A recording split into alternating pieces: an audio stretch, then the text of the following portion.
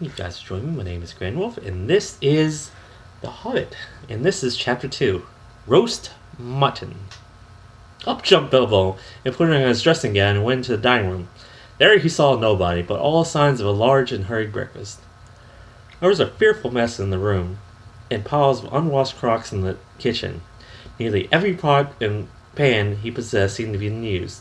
The washing up was so dismally real that Bilbo was forced to believe the party of the night before had not been a part of his bad dreams, as he'd rather hoped. Indeed, he was really relieved after all to think they had all gone without him, and without bothering to wake him up. But never a thank you, he thought. And in a way, he could not help feeling just a trifle disappointed. The feeling surprised him. Don't be a fool, Bilbo Baggins, he said to himself. Thinking of dragons and all that outlandish nonsense at your age, he said to put on an apron. So he put on an apron, lit fires, boiled water, and washed up. Then he had a nice little breakfast in the kitchen before turning out the dining room. By that time, the sun was shining, and the front doors open, letting in a warm spring breeze. Bilbo began to whistle himself loudly and forgot the night before. In fact, he was just sitting down to a nice second breakfast in the dining room by the open window when in walked Gandalf. My dear Bilbo, my dear fellow, said he, whatever are you going to come? What about an early start? And here you are having breakfast, or whatever you call it, at 10:30. They left you a message because they could not wait. What message? Said poor Bilbo Baggins, all in a fluster. Great elephants! You are not all yourself this morning. You have never dusted the mantelpiece. What's that got to do with it? I've had enough to do with Westchester 14. If you had dusted the mantelpiece, you would have found this just under the clock, said Gandalf, handing Bilbo a note, written, of course, on his own notepaper. This is what he read. Thorin and company to burglar Bilbo greeting. For your hospitality, our sincerest thanks, and for your offer of professional assistance, our grateful acceptance. Terms: cash on delivery, up to and not exceeding 1/14 of total profits, if any.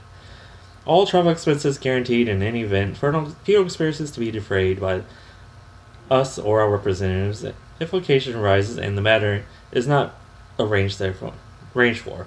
Thinking it unnecessary to disturb your esteemed repose, we have proceeded in advance to make requisite preparations.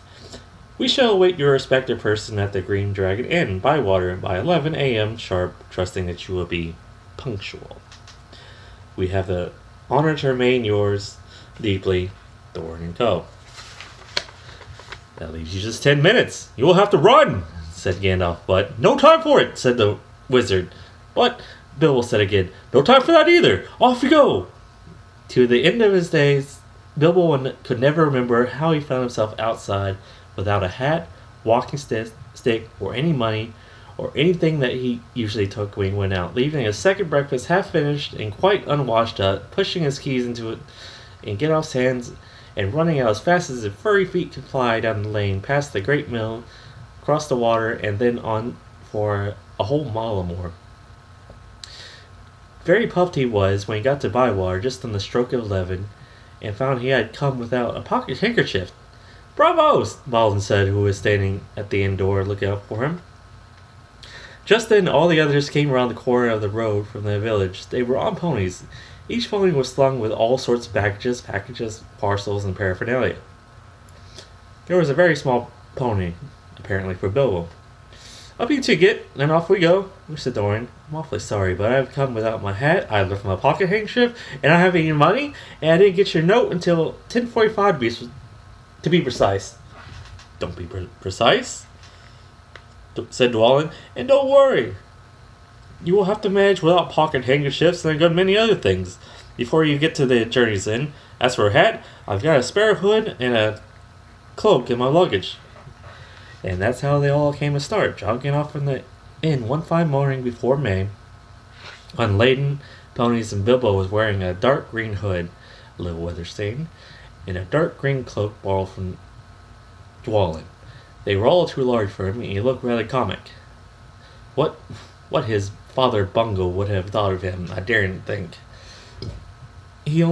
his only comfort was he couldn't be mistaken for a dwarf, as he had no beard. They had not been riding very long when up came Gandalf, very splendid on the white horse. He had brought a lot of pocket handkerchiefs and Bilbo's pipe and tobacco. So after the party went along very merrily, and they told stories or sang songs as they rode forward all day, except of course when they stopped for meals. These didn't come quite as often as Bilbo would have liked them, but still he began to feel that adventures weren't so bad after all. At first, they had to pass through the Hobbit lands, a wild, respectable country inhabited by decent folk, with good roads, an inn or two, and now and then a dwarf or a farmer ambling on his business. Then they came to lands where the people spoke strangely and sang songs Bilbo had never heard before. Now they had gone on far into the lone lands, where there were no people left, no inns, and the roads grew steadily worse. And not far ahead were dreary hills rising higher and higher, dark with trees. On some of these were old castles with an evil look, as if they had been built by wicked people. Everything seemed gloomy, and for the weather that day had taken a nasty turn. Mostly it had been as good as May can be, even in the merry tales, and now it was cold and wet. In the lone lands they had to camp when they could, but at least it was dry. You'd think it will soon be May, grumbled Bilbo as he splashed along behind the others in a very muddy track. It was after tea time. It was pouring with rain, and it had been all day. His hood was dripping into his eyes. His cloak was full of water. The pony was tired and stumbled on stones. The others were too grumpy to talk, and I'm sure the rain has gotten into his dry clothes and into the food bags. Thought Bilbo. Bother burgling and everything to do with it. I wish I was home in my nice hole by the fire with the kettle just beginning to sing. It was not the last time he wished that. Still, the dwarves jogged on, never turning round or taking any notice of the Hobbit. Somewhere behind the grey clouds the sun must have gone down, for it began to get dark.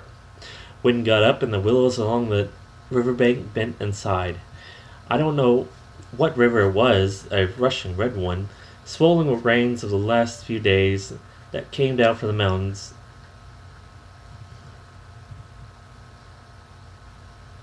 Came down from the hills and mountains in front of them. Soon it was very dark. The winds broke up the grey clouds, and a waning moon appeared across the hills between the flying rags. They stopped, and Thorin muttered something about supper, and where should we get a dry patch to sleep on? Not until then did they notice Gandalf was missing. So far he had come all the way with them, never saying if he was in the adventure or merely keeping them company for a while. He had eaten most, talked most, and laughed most. But now he was simply not there at all. Just when a wizard would have been useful too, groaned Dori and Nori, who shared the Hobbit's views about regular meals plenty and often. They decided in the end they would have to camp where they were. So far they had not camped before on a journey, and though they knew they were soon would have to camp regularly when they were among the Misty Mountains and far from the lands of respectable people, it seemed a bad wet evening to begin on. They moved to a clump of trees, and though it was drier under them, the wind shook the rain off the leaves, and the drip was most annoying. Also, the mischief seemed to have gotten into the fire. Dwarves can make a fire almost anywhere out of anything, wind or no wind, but they could not do it that night. Not even Oin or Gloin were especially good at it. Then one of the ponies took fright at nothing and bolted. He got into the river before they could catch him, and before they could get him out, Phil and Killy were nearly drowned, and all the baggage that he carried was washed away from him. Of course, it was mostly food, and there was mighty little left for supper, and less for breakfast. There they sat, glum and wet and muttering, while Oin and Gloin went on trying to light the fire and quarreling about it. Bilbo was sadly reflecting that adventures are not all pony rides and May sunshine, when Balin, who was always their lookout man, said, There's a light over there. There was a hill some way off with trees on it, pretty thick in parts. Out of the dark mass of the trees, they could see a light shining, a reddish, comfortable looking light, as if it might have been a fire or torches twinkling. When they looked at it for some while, they fell to arguing. Some said no, some said yes, some said they could go and see if there was better than little supper, less breakfast, and wet clothes all the night. Others said these parts are none too well known and are too near the mountains. Travelers seldom come this way. The old maps are no use. Things have changed for the worse, and the road is unguarded.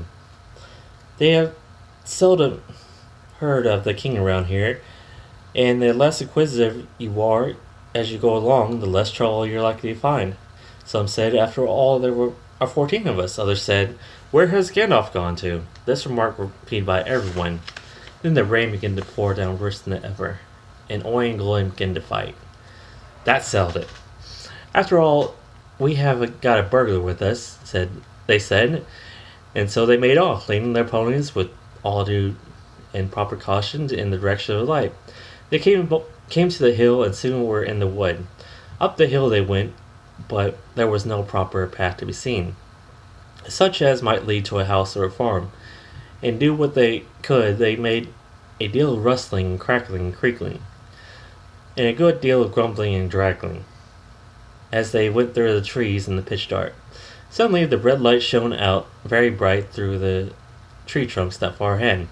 Now it is the burglar's turn, they said, meaning Bilbo. You must go on and find out about that light, and what it is for, and if it is perfectly safe and canny, said Thorin to the Hobbit. Now scuttle off, and come back quick if all is well. If not, come back if you can.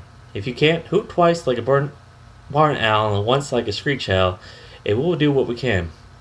Off Bilbo had to go before he could explain that he could not hoot even once like any kind of owl, more than fly like a bat. But at any rate, hobbits can move quietly in the woods, absolutely quiet.